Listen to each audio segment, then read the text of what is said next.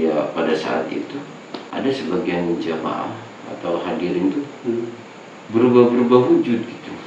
Itu wujud-wujud seperti apa itu Pak Ustaz? Ya bangsa makhluk gaib kayak gitu.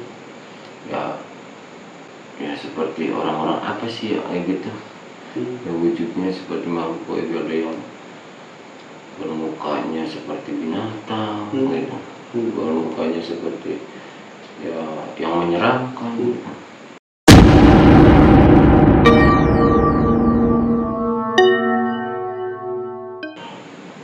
Assalamualaikum warahmatullahi wabarakatuh. Jumpa kembali bersama saya di acara Misteri Pesugihan. Dalam kesempatan kali ini saya berkunjung ke rumah Ustadz Yahya. Konon beliau pernah mengalami tentang kejanggalan yang dalam ruang lingkup pesugihan. Seperti apa alur kisahnya? Simak terus di acara Misteri Pesugihan. Tentunya hanya ada di channel Yudin Bule.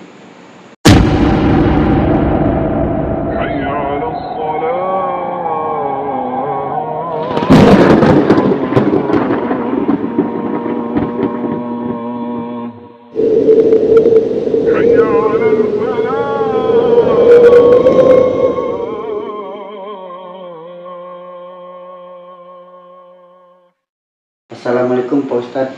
Bagaimana kabarnya? Waalaikumsalam, kabarnya baik. Alhamdulillah. Ya. Pak, benar nggak katanya Bapak pernah mengalami kejanggalan tentang pesugihan yang Bapak alami? Bisakah Bapak menceritakan kepada saya dan tim Misteri Pesugihan? Apakah Bapak bersedia untuk bercerita tentang demikian? Itu seperti apa kisah alur ceritanya, Pak? Ya, syukur alhamdulillah. Pertama-tama kita puji syukur pada Allah Subhanahu wa Ta'ala ya. Dan salawat serta salamnya pada Nabi kita Muhammad SAW. Dengan bertemunya Bapak dengan saya ini atas izin Allah Subhanahu wa Ta'ala. Mudah-mudahan ini sebagai daripada pembelajaran buat kita semua. Alur ceritanya, alhamdulillah saat itu pada acara hari-hari besar. Kebetulan waktu itu ya hari Rajaban lah gitu. Rajaban itu di tahun 2020. Udah cukup lama ya? Ya betul, cukup lama sekali. Nah, saat itu dari sekian banyak jadwal saya acara dakwah. Maaf nih Pak, saya memotong pembicaraan. Jadi Bapak Ustadz ini sebagai penyiar di sebuah acara hari kebesaran umat muslim. Ya alhamdulillah. Ya saat itu ya dari sekian puluh panitia-panitia yang ada acara itu ya daftarlah gitu. Ya kebetulan di saat bulan tersebut datanglah seorang panitia yang dasarnya yang dari daerah situlah ya. Iya, nggak usah diucap. Iya, dari daerah tersebut. Waktu itu jam berapa ya? Ya tengah malam lah. Mendatangi rumah Bapak? Iya betul, tengah malam. Tengah malam tuh itu ya. Tujuannya untuk apa? Ya di awalnya saya juga nggak sempet ya orang datang tengah malam. Biasanya mah orang-orang main gitu ya, sharing apa. Tapi yang satu ini tujuannya dia daftar. Oh, daftar untuk mengundang Bapak bersiar? Iya betul, mengundang saya untuk dakwah di nyeramah di daerah tersebut, ya kan.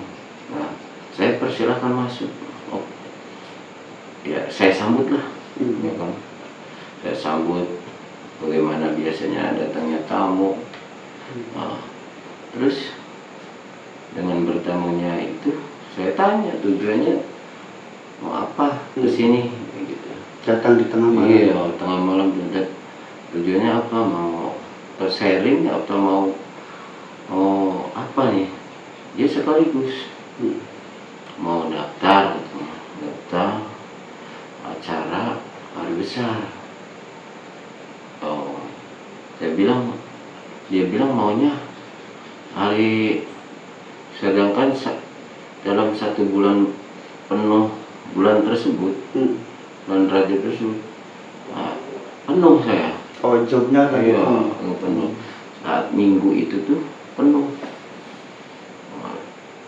Terus dia maksa, dia minta jadwal dan minta harinya, pokoknya jadwal dari dia. Saya juga merasa keberatan. Bapak di minggu tersebut tuh penuh, dari kemana-mana tuh. Cuman saya bilang, ya kalau kayak gitu mah saya juga harus kontak ke yang lain, maksudnya yang daftar dulu. Ya, yang daftar duluan lah, disiplin lah gitu. Tapi dia ternyata memaksa, memaksa imbalannya yang gede, ya kan. Terus istrinya disambut meriah kayak. Tapi saya tujuannya enggak seperti itu. Tujuannya bersih. Iya, siar aja. Nah, pada malam tersebut tuh itu yang menjadi kejanggalan buat saya tuh. Dia menentukan sendiri. Oh, nggak mau ditentuin oleh Bapak? Iya, nggak mau tentuin. Dia bilang, ya nanti saya kerja sama dulu ya, konfirmasi dulu sama yang duluan. Nah, malam tersebut saya kontak tuh, kebetulan diangkat lah. Panitia itu. Iya. Kebetulan diangkat. Terus saya bilang, Pak, maaf ya, malam Senin tanggal 12 itu saya bisanya paginya, bukan siangnya. Ya ini mah mohonlah kerjasamanya. Ya kebetulan saya juga ada keperluan lah mendadak gitu. Kayak gitu. Dengan singkat cerita, panitia yang duluan itu dia menerima, yang yaudah Pak, yang penting Bapak datang lah, kayak gitu. Nanti acara bisa diatur sama panitia itu gitu. Dia bilang gitu. Nah, ya alhamdulillah pada malam tersebut yang daftar duluan tuh deal, maunya jam 12 siang kayak gitu. Jam 12 siang kan kadang kan pasti jatuhnya kan jam 1. Jam 1 setelah ba'da zuhur. Terus ke situ ya, menurut pengakuan panitia ini yang punya jadwal dia sendiri,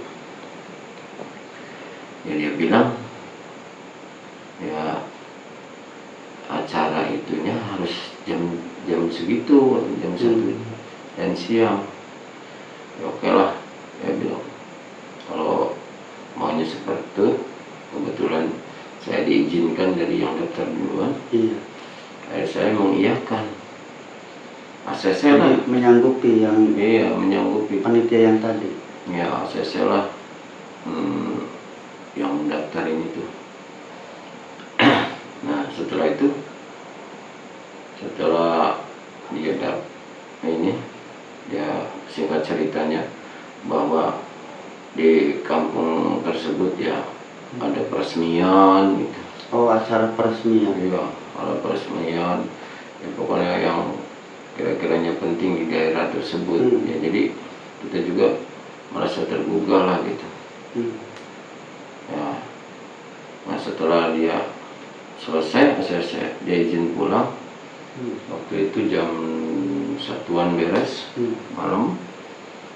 Ya, saya setelah itu tuh jam 1 belum tidur. Saya berpikir-pikir ini orang malam-malam sampai jam 1.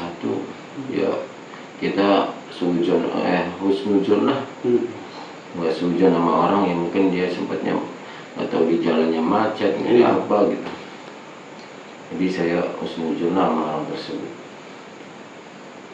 Ya setelah ya semalam itu kita berpikir kadang selama tidur tuh, udah berhubung mungkin takdir Allah supaya orang itu datangnya jam sekian gitu terima. Nah pas tibanya hari H-nya ya, hari H-nya ya sebagaimana biasanya kebetulan saya 2 jam 1 jam 1 jam saya mau tampil tuh saya udah standby. Oh udah datang ke tempat tersebut? Iya udah datang. Oh malam? Siang kan? Oh siang. Oh ini siang ya. Oh yang tadi yang awal itu? Oh iya. Siang. Siang dia. Jadi sebagaimana biasanya acara kan, ya, kebetulan pas saya jatuhnya habis zuhur. Habis zuhur tuh artinya tuh kok biasanya mah sampai jam 12 itu selesai. Biasanya kalau acara dari pagi tuh. Ini mah setelah zuhur. Ya kita berjamaah dulu di musola tersebut, ada gunting pitanya, ada apanya gitu kan. Ya saya sanggupin lah. Nah, setelah jam 1 mulai saya dakwah. Saya naik panggung. Ternyata kita baru mukadimah, ya kan. Nah, mukadimah dari awal-awal pun kita mukadimah ya biasa-biasa aja. Pas kita bacakan, kan saya makan biasa, perbanyak baca sholawat gitu. Jadi kan pertama hadoroh semua, ya kan, sesepuh kanjeng Nabi, sahabatnya, muslimat, wabil khususnya ahli kubur kapur tersebut. Saya bilang sama panitia disebutkan ahli kubur, sesepuh.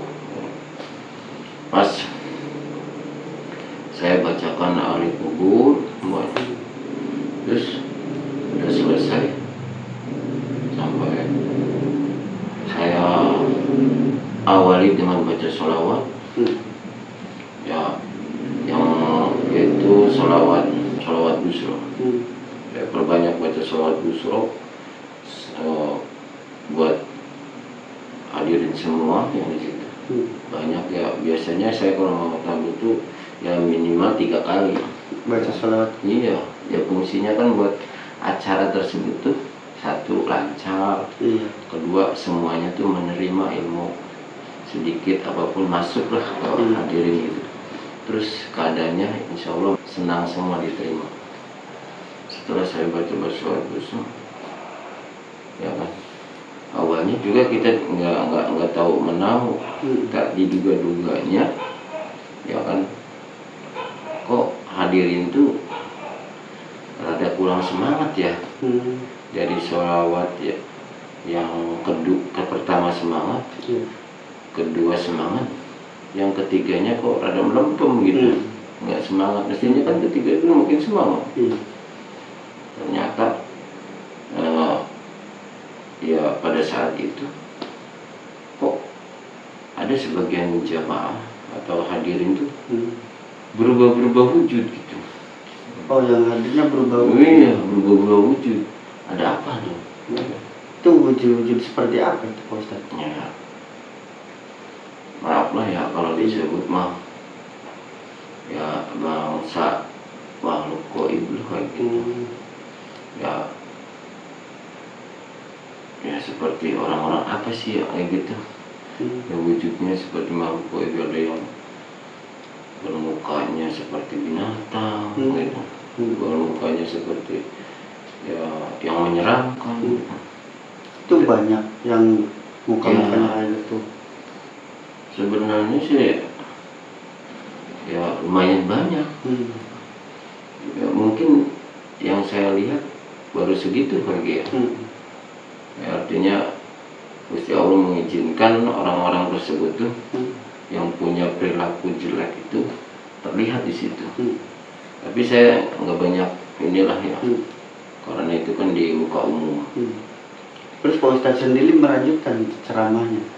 Sebenarnya saya mau sempat melanjutkan, iya kan, sempat melanjutkan, cuman dampaknya gitu, takutnya dampak dari pada saat hari-hari besar tersebut terlihat oleh orang banyak. Jadi berbaur sama orang-orang yang iya, ditakutkannya kan orang tersebut berbuat wujud bukannya manusia. Terus kalau boleh tahu yang berwujud seperti apa yang Pak Ustadz ceritakan, itu orang-orang yang seperti apa itu Pak Ustadz? Ya itu orang-orang biasanya apa ya, mencari rezekinya seperti itulah. Ya, yang melakukan pesugihan kayak gitu. Jadi yang melakukan pesugihan? Iya, orang-orang kayak gitu tuh bisa saja ya orang niatnya jelek, orang niatnya kurang bagus tuh dimanapun tempat, maupun di tempat acara keagamaan, mau di tempat yang intinya yang ada keramaian aja, orang tersebut tuh bisa menyempatkan waktu kayak gitu kan.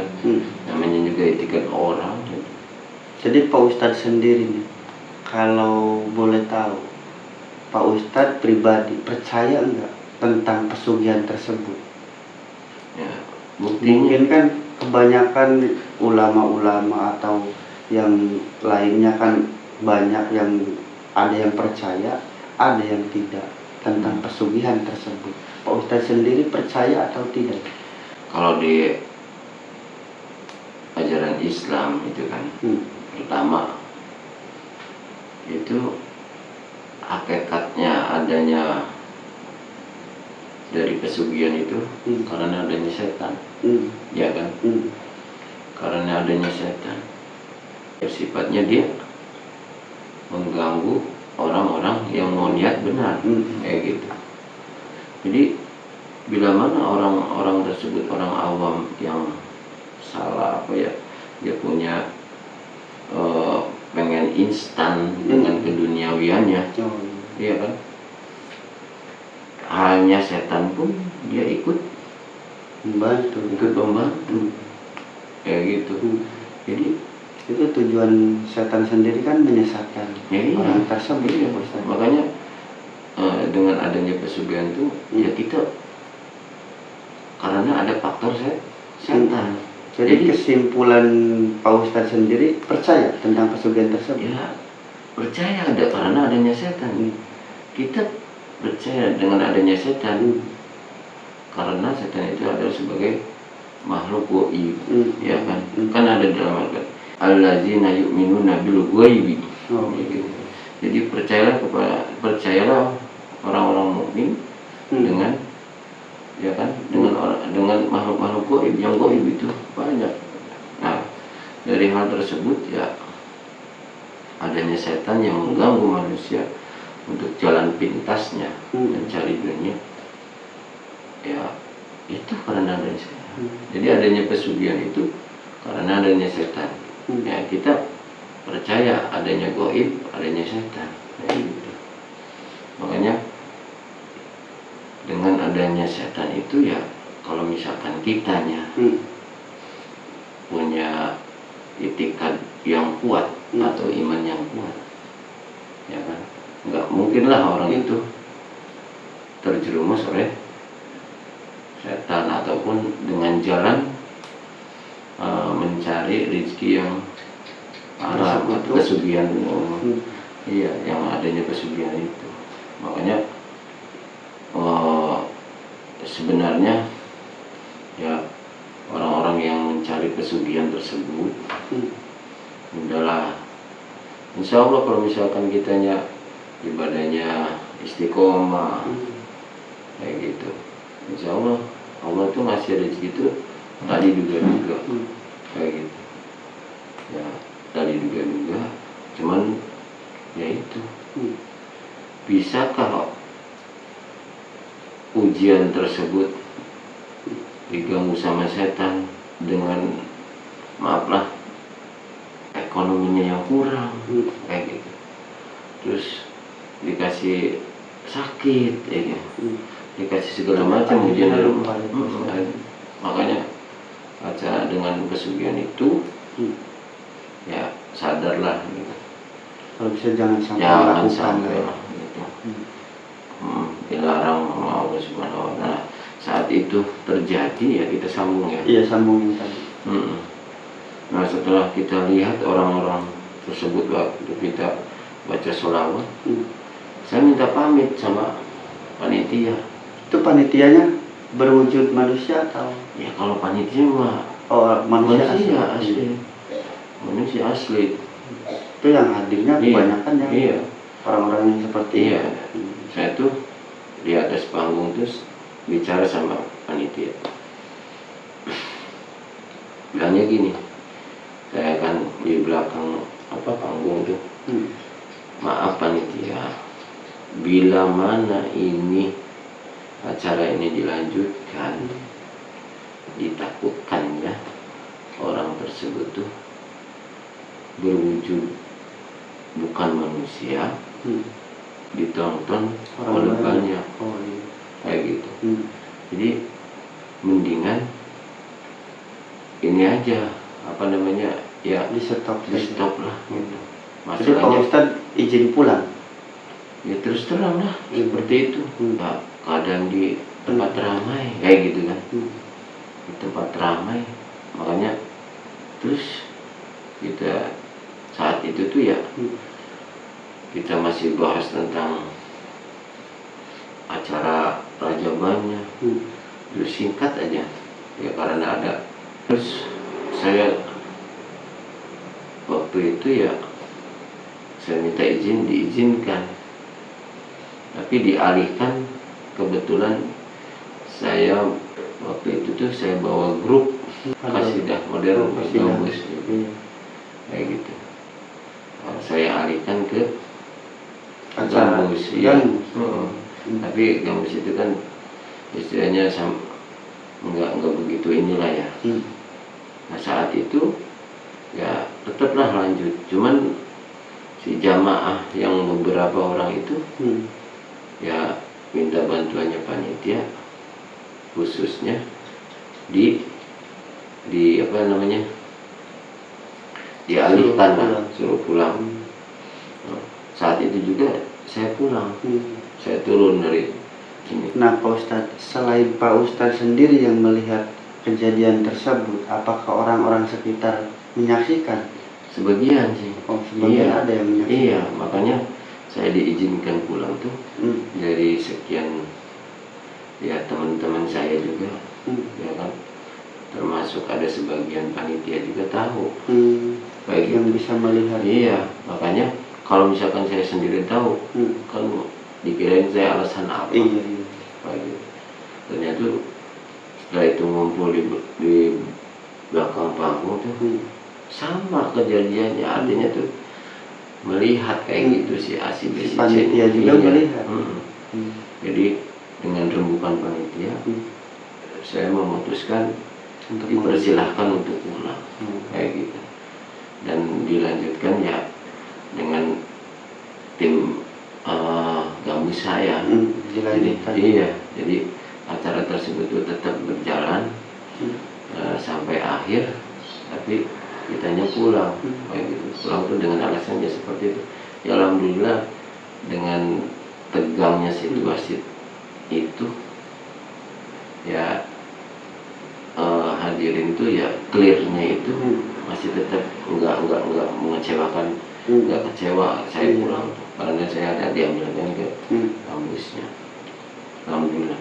Nah setelah saya rembukan dengan panitia, ya kan, dan juga panitia turun tahu, ya kan, dari sekian menurut cerita panitia pun bahwa ya orang-orang di kampung tersebut tuh kebanyakan orang seperti itu.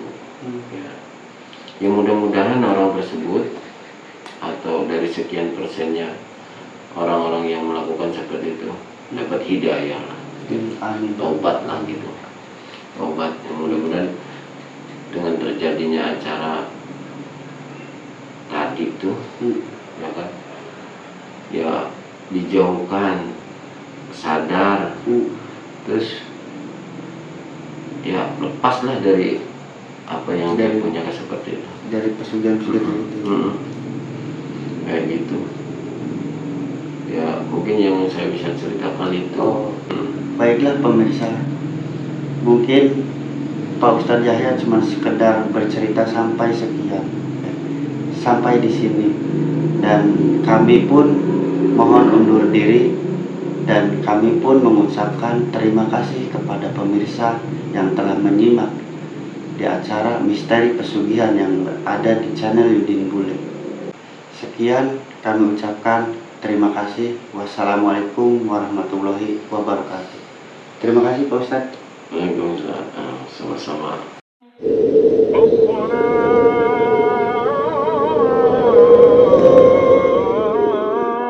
الصلاة خير